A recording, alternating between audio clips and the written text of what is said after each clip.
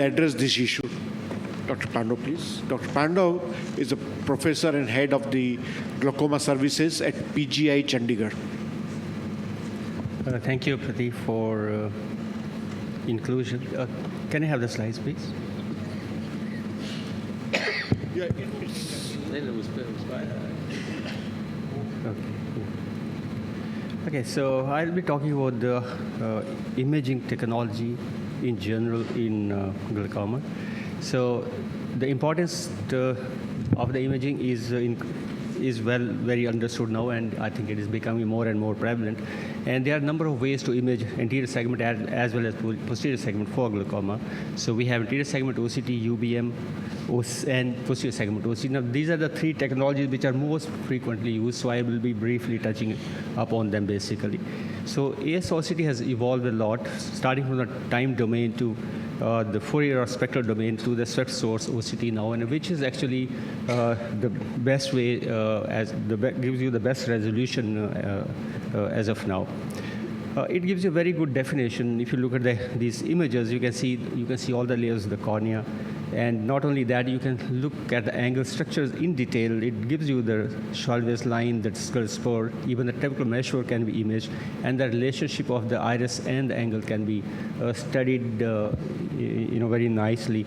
So that way it helps us a lot in places we need to have this information. So that means the quantitative angle assessment has become much more better now as compared to the gonioscopy, which still remains kind of subjective, and you need to be an expert in gonioscopy to do that, to study that. So we have now devised a standard terminology which is used, in all the publications, so that there's no confusion in what we are talking. And I think all of you are perhaps aware of these.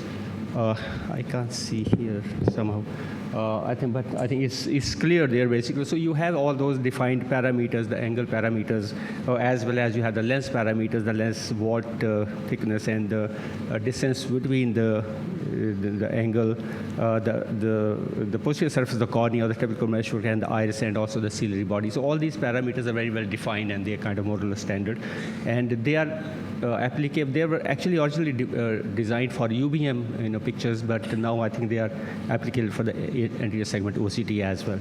And if you look at the anterior segment OCT, how it compares the parameters in different kind of glaucoma, angle closure or acute angle closure, then you can see there are distinctly actually differences between the acute angle closure group had distinctly smaller parameters as compared to the normal eyes or the PAC or PSCS eyes. So that actually indicates that it's possible basically to quantify the angle, and there is a correlation between angle parameters and the disease that we get.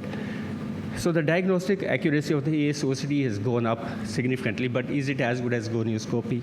Now, if you look at the large, this is a meta-analysis, and they were kind of look at all the published literature, and the sensitivity and specificity is quite high, but in spite of that, there are kind of inherent lack in the technique. And the simple question, if you ask, is AIOC as good as gonioscopy? The answer would be no. It does give you quantified, quantitative measures, but there are many other traits which the AIOC cannot see. Like if the pigment of the anterior at the angle, it will not tell you that. If there is some pseudo exfoliation, it will not tell you that. And there are many other parameters basically you may not get, and also you need to have the media which should be clear. So where I use this mostly is not for classification of angle closure disease, but mostly I use for my blebs. In the post-surgical scenario, there's a bleb which is I want to see why the IOP is going up. So I can see the fistula is patent. I can see there's a fluid under the bleb, and perhaps that gives me an indicator that, okay, it might be worthwhile needling this bleb rather than doing another tab or a tube. So that way it helps me. And sometimes if the pressure is high, I put a tube, and that area is not very clear. Can't see the tube in the anterior chamber. So this can help me. You can see there's a tube is there in the anterior chamber. It has retracted. That's why it's not visible, but it's still kind of communicating with the anterior chamber. So I had to, look for some reason to find out why the IOP is high in this patient, other than tube-based blockage. Also, it gives us, you can easily delineate the mechanism of the angle closure, because angle closure, could be for many reasons. Here we have a little subluxated lens, which is causing the angle to be narrow. There's a lens ward, which is higher, and again, there's a narrowing of the angle. And it also can help you, sometimes detect the choroidal effusion. There you can see there's a ciliochoroidal effusion there, which could be the reason for hypertony in this patient. UVM is the technology which I am quite fond of, and this is non-invasive, and it gives you a real-time, cross-sectional area of that. And sometimes it is a very good method. It's the only method. Basically, you want to look at the relationship with the cornea and the ciliary body or the lens in that area. And if there's a cornea is not clear or the media is not good. So high IOP angle closure glaucoma after laser iridotomy. So we were looking why this happened. The gonioscopy actually gives you good clues. Here you can see the double hump or S-shaped spine, the S-shaped sign there on gonioscopy, but you can actually demonstrate it much more beautifully with using a UVM. The advantage of UVM is that it does go through the iris and the ciliary body, and you can actually image the ciliary body, the iris cornea typical mesh relationship much more clearly, where the OCT is not good enough. And this again secondary closure because of the synecdoche, iris bombay in a uveitis patient. This is again very nice demonstration of pigment dispersal syndrome. You can see the concave, iris posteriorly, and you can also see the ciliary body there, the processes. And this patient had kind of unexplained inflammation, and then we saw that there's on UVM there was something there. So later on we investigated, and there was a foreign body which was removed. Coming to the posterior segment imaging in glaucoma, again, the optic disc. So there are three places we are looking for: optic disc, the retinal nerve fiber layer, and the macular ganglion cell complex.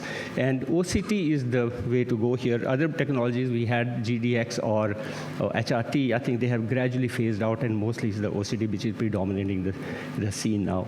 So you can study the 6 into 6 millimeter or 200 into 200 pixel cube around the optic disc, and this kind of reconstructed in three-dimensional way. So you have the flexibility or ability to actually study in detail the different structure around the optic nerve head. And there are different machines, but basically they tend to do the same thing.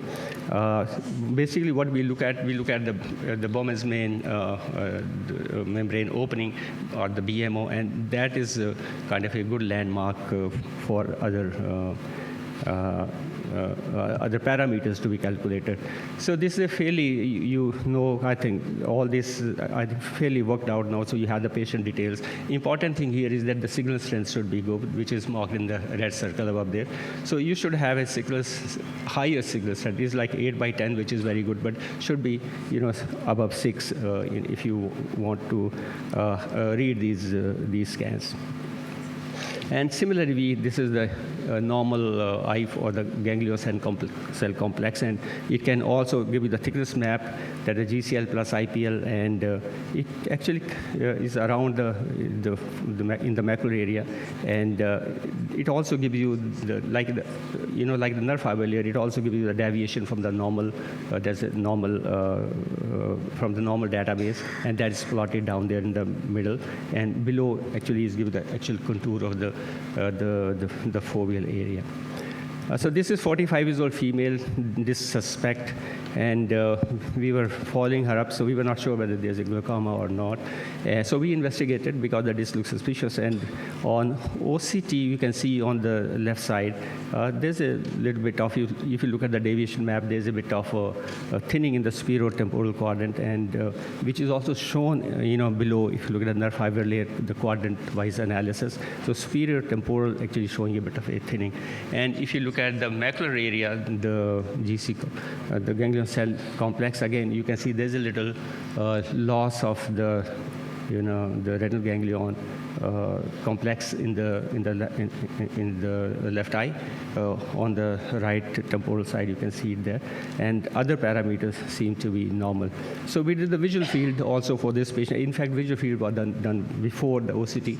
And if you look at the PSD, it doesn't really show much. There's one spot there, which it doesn't actually strictly doesn't qualify to be called a scotoma if you follow the Anderson's criteria. But if you put the clinical picture together, if you look at this, and we wanted to investigate more, so we did the OCT. And as you could see, the OCT could detect early glaucoma in this patient, where the visual field is still kind of a plus minus. Advanced distance, we know, is very easy to detect glaucoma in these. But the problem here, important thing is that if you're following up these patients, then the OCT kind of reaches a floor effect. And there, the visual field might still be useful as compared to the OCT, because the OCT values may not change after a certain point when it reaches somewhere 50 to 60 microns. To summarize, imaging plays an important role in the diagnosis and management of glaucoma. And OCT and UVM are very good tools in managing glaucoma, and they are useful in both anterior segment as well as posterior segment disease. Thank you very much. So a lot of people have contributed to this. Thank you. Thank you, Dr. Pandav, for covering both anterior segment as well as posterior segment OCT.